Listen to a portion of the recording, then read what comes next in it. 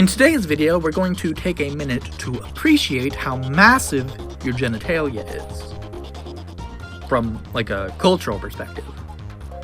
Yeah, people treat you and expect you to treat them in different ways depending on what you're packing.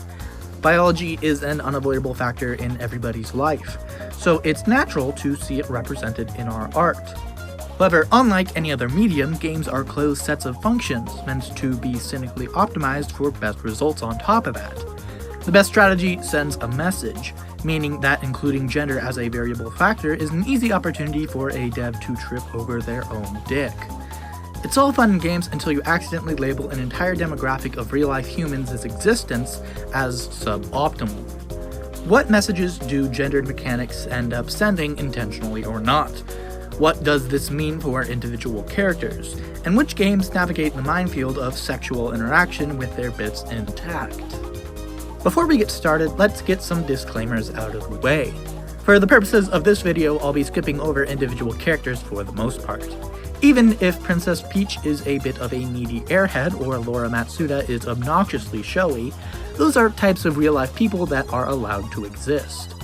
They are tired derivative tropes in media, but just because one character is a stereotype doesn't mean we need to have them disappear. There are as many ways to be a person as there are people, so the solution to representing everyone isn't by getting rid of people, but by adding more.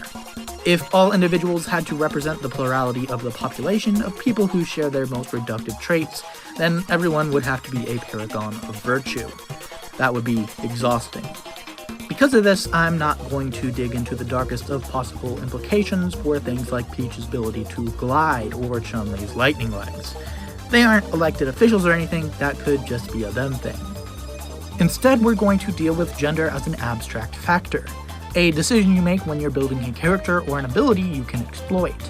Most commonly in games, picking your gender is just an aesthetics thing when you're making your dude or dudette, but if the player is making a decision, then it's best to make it an interesting one. Take Metal Gear Peace Walker, where your main character establishes their own little military nation. Because there's an accurate gender ratio for a military, there are very few women, which makes the rare female feel all the more special when you use them in the field. You can even get more tactical with it in games like Godhand, where early game players will be largely dependent on the ballbuster move to stun enemies and give them time to think. The catch is eventually you run into female foes, which not only have no balls to bust, but also punish you for making the mistake by wasting your meter. I wouldn't go so far as to say this game empowers women, but it turns gender into a factor you have to keep in mind when planning out your approach to baddies.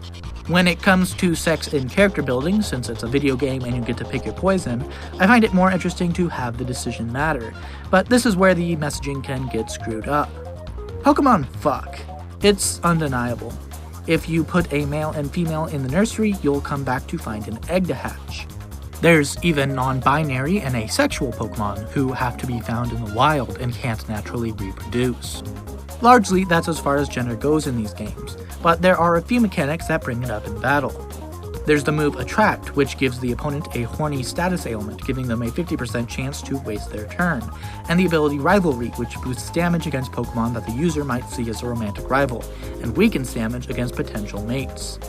Mechanically, that works just fine on paper, but in practice, people don't really breed for gender in these games.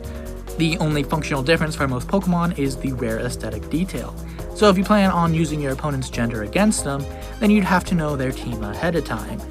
Even against Pokemon who are always guaranteed to be a certain gender, these moves are still not that useful. Attract only matters half of the time, and even with the Rivalry boost, Grimmsnarl takes Haxorus, and Landorus takes Nidoking. What's worse is that this mechanic implies that homosexual attraction doesn't exist. It'd be tedious to have to manage your Pokemon's sexual taste on top of their biology, but since you don't, there's just some unfortunate messaging. A better example of a game pulling this off is Valkyria Chronicles, where some characters get buffs or debuffs when they're around certain characters. This way, you get the strategic value of moving certain units synchronously on top of getting characterization for each little guy or gal. This brings us to the unavoidable topic when discussing sex. Sex. Now I realize I may not be the best person to say this, being an infamously insane introvert, but it's only the origin of life. Artistically, it's no biggie. Romance is a bit of a fickle, delicate, and complicated thing to dull down into a rigid set of rules.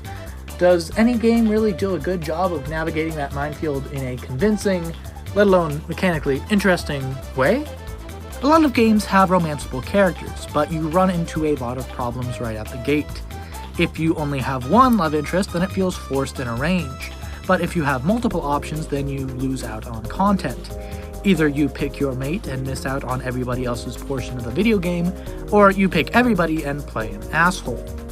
On top of that, there are romantic dead ends when you factor in things like clashing orientations and just taste in general.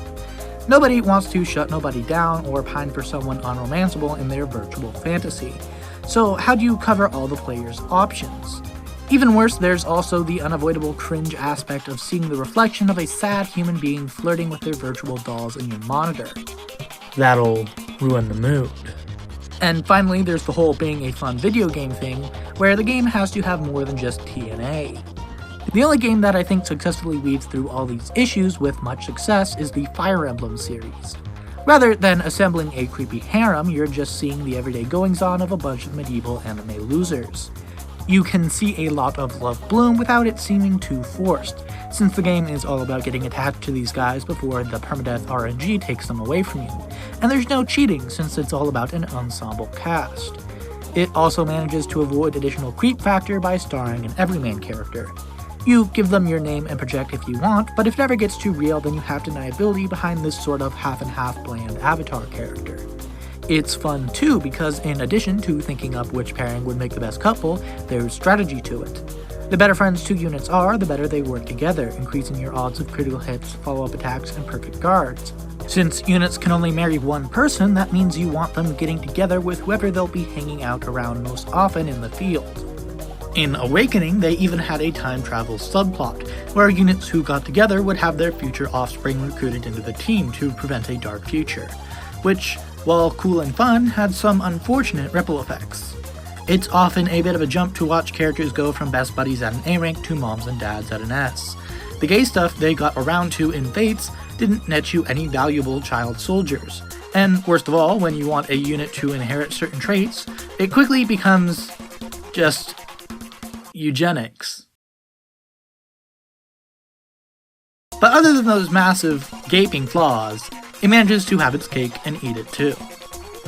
In a nutshell, stereotypes can piss off demographics, but flawed individuals should be allowed to exist.